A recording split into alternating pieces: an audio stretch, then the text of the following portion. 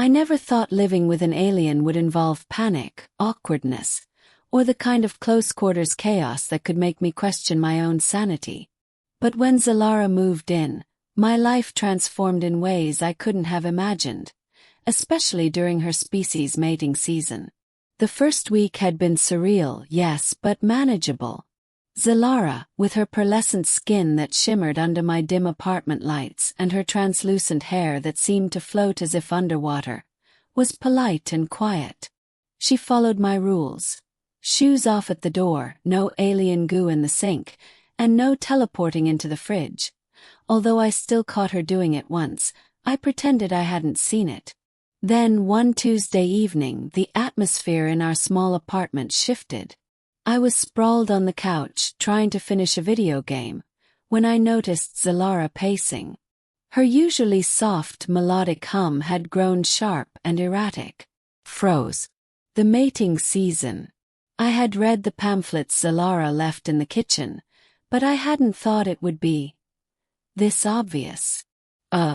Zylara? I asked, trying to sound casual, though my voice cracked like a broken speaker. Are you okay? Her eyes, large, opalescent and hypnotic, swiveled toward me. It is necessary, she said, her voice a vibrating hum. The cycle is at its peak. I must respond. I swallowed. Respond? To what exactly? And how did that involve me? My roommate began pacing faster, each step leaving a faint shimmer in the air. I backed toward the kitchen, hoping to find some space, or perhaps an emergency exit.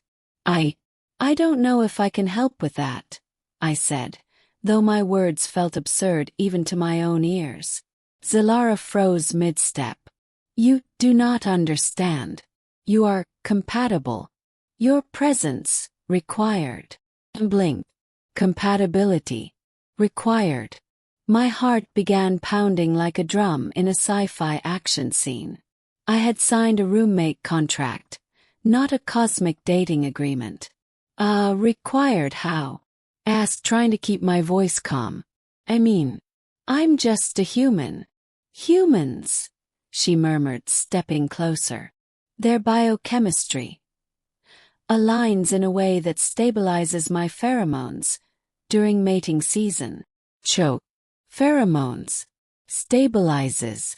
My brain struggled to process that my body could somehow be chemically entangled with an alien's reproductive cycle. I stepped backward, into the coffee table. Right. Bae. So, what does that mean for me? Zylara tilted her head, a mesmerizing movement that almost made me forget my panic. It means you must remain close. Safe distance. Cannot exceed 2 meters. 2 meters. Meters. My apartment wasn't even that big. Trap. That was the word. I was officially trapped with my alien roommate during mating season. The first few hours were a blur of awkward avoidance. I tiptoed around the living room, tried reading a book, and even considered hiding in the bathroom. Zylara followed every move, her gaze soft but insistent, her presence both soothing and terrifying. Her skin shimmered more intensely the closer I got to panic, creating a living light show I couldn't escape.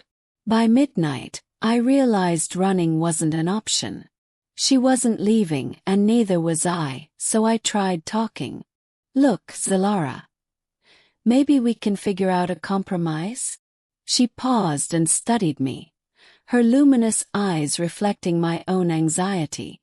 Then she did something I hadn't expected. She sat on the couch beside me. A deliberate, controlled movement, but the shimmer intensified as she exhaled. The scent was subtle at first, but then it hit, an intoxicating aroma that made my head spin and my chest tighten. I started, then stopped. The words tangled in my throat. I think I understand why you need me here. But what do we do about this? Her translucent hand hovered near mine, almost touching, and she whispered, "This is natural. Fear unnecessary. Just remain calm. Do not resist. Remain calm. But I tried deep breaths. I told myself I was not going to faint, not going to scream, and certainly not going to embarrass myself in front of an alien who could literally sense my panic through pheromones. Hours passed, or maybe minutes, time lost all meaning. I realized then that mating season wasn't just about reproduction. It was about trust, about connection. And in this strange, impossible scenario, I found myself talking to her, sharing stories I hadn't told anyone else. She listened, occasionally humming softly, and I understood. She wasn't dangerous. She needed me, but she also valued me. By dawn, the shimmer faded. The apartment, once vibrant with alien light and overwhelming scents, became quiet and normal again. Zylara stood and stretched, her body glowing faintly in the early morning sun. "You have done well," she said, bowing her head slightly. "The cycle has stabilized. My gratitude, immense." I slumped onto the couch, exhausted but relieved. "Well, that was intense. Can we maybe schedule a warning next time?" She smiled, a curve of luminescence that felt like warmth. "Next cycle, you will be prepared. And perhaps, we will enjoy it more." I blinked. Enjoy it more. Somehow, in the weirdest twist of my life, I didn't feel entirely opposed to the idea. Not entirely. The sun rose fully, spilling light across the apartment, and for the first time, I saw Zylara not as an alien in my space, but as someone human enough to share my life with. Trapped or not, we had survived, and in doing so, a strange bond had formed. I laughed quietly, shaking my head. Trapped with my alien roommate during mating season, check. Survived barely. Lessons learned. Definitely. Zylara tilted her head, her hum now melodic, almost content. "You are remarkable. Perhaps next season closer." I groaned but smiled. "Next season we'll see." And for the first time I realized that living with an alien wasn't just strange. It was extraordinary. And somehow, against all odds, I wouldn't trade it for anything. By dawn, the apartment was bathed in soft sunlight, the alien shimmer from Zylara's body fading to a gentle glow. I sank onto the couch, exhausted but relieved.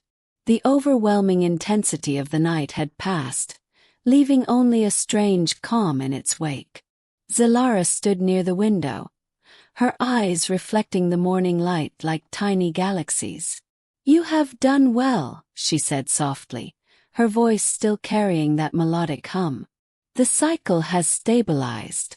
My gratitude, immense." I wiped the sweat from my brow, laughing weakly. "Well, that was intense. Can we maybe schedule a warning next time?"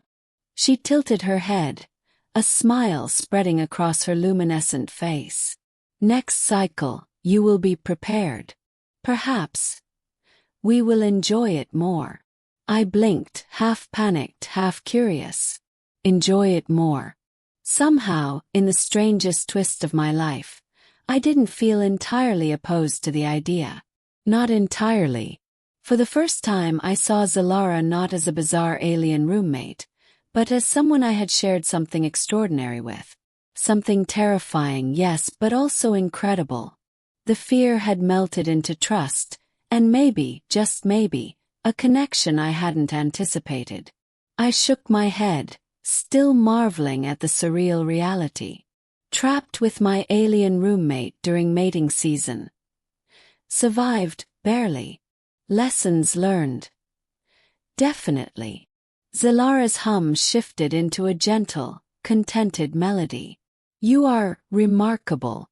Perhaps next season closer." I groaned, but a small smile tugged at my lips. "Next season we'll see." And in that quiet morning, as sunlight danced across our little apartment, I realized something. Life with Zylara wouldn't be normal.